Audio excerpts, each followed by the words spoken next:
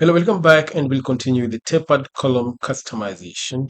And we're moving to part two of of content number one, or number one topic of our Tekla Structures PEB or PEB training course.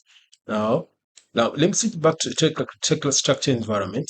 This is where we left, and now we want to customize this to look like a column, a tapered column. Then we'll place the base plate, and we'll just put some guidelines on how we can move to the next part of rafter. Now let's just double click on this. Once I double click on this, we'll have a PEB member custom dialog box here. So inside here, we'll be able to configure this column and to match our requirements.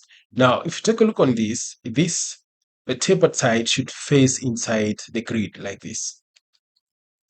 So the straight side will be on the other side where we'll be placing our guards for cladding purposes. Now, what I'm going to do, I'm going to just configure this so that we get it into the right position. So how do I do that? I'll come here and play with these options here. So I'll pick on the third option and click on modify. So if I click on modify, you'll be able to see how this turns out into that position.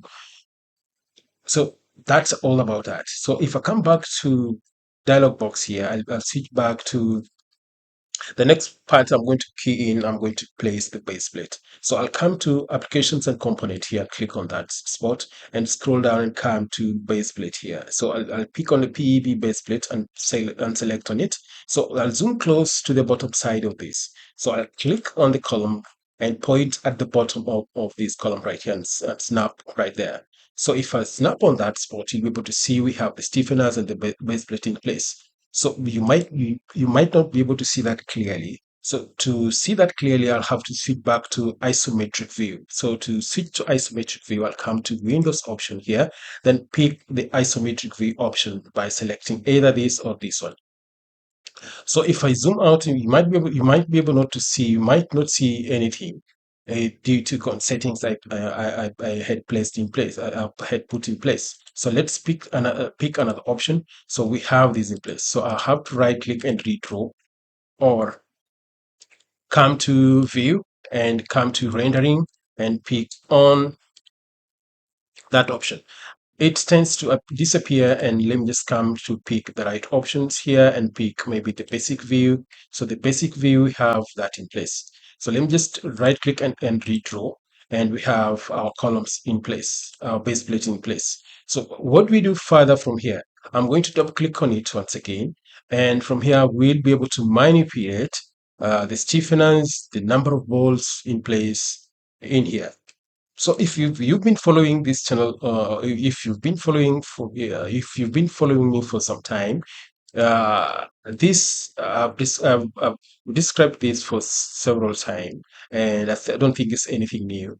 How to configure the base plate in Tekla Structures under PEB. So in this case, I had saved the settings for this base plate. So I'm just going to click on this drop down arrow and pick the settings I had configured before. So I'm going to click load. So once I've clicked load, I'm going to click modify. So if I click modify, you'll be able to see I have the stiffeners and the number of bolts in place.